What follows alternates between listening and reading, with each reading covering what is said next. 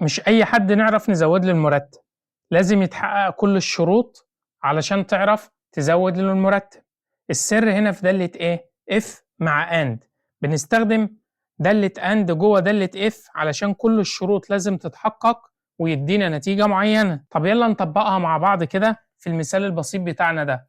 لو أنا عندي الجدول ده للموظفين بتوعي وعندي طبيعة عمل وسنوات خبرة وتقييم عمال، دول عندي 3 شروط لازم يتحقق ال3 شروط دول علشان أزود العامل بتاعي 20% في المرتب. أعملها إزاي؟ هاجي هنا وأقول له بتساوي if وافتح القوس واكتب دالة and وافتح القوس.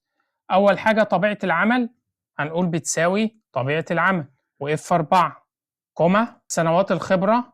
الشرط التاني بتاع سنوات الخبرة أكبر من أو يساوي شرط سنوات الخبرة وإف 4 كوما تقييم العامل أكبر من أو يساوي تقييم العامل وإف 4 ونقفل القوس وكوما ونيجي على الراتب ونقول له هنضربه فيه 1.2 كوما. لو ال3 شروط ما اتحققوش يحطوا لي الراتب شكل ما هو تاني، يبقى نعلم على الراتب وانتر.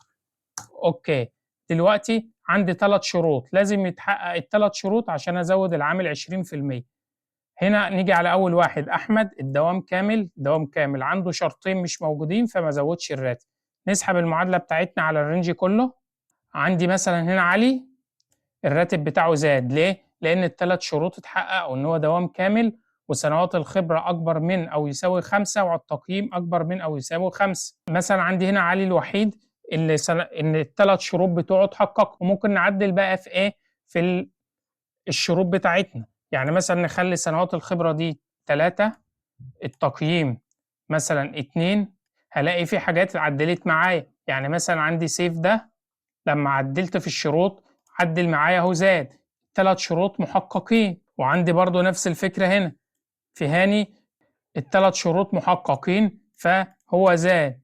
يبقى مع دالة اف ومع دالة اند مفيش نجاح بالصدفة، لازم تحقق كل الشروط علشان تنجح او توصل للي انت عاوزه. عايزك تجرب دالة اف ودالة اند عندك وتعرفني في التعليقات عرفت تعملها ولا لا. وما تنساش تعمل شير للفيديو علشان غيرك يستفاد منه، وما تنساش تعمل شير ولايك وسبسكرايب علشان يوصلك كل جديد من قناتنا.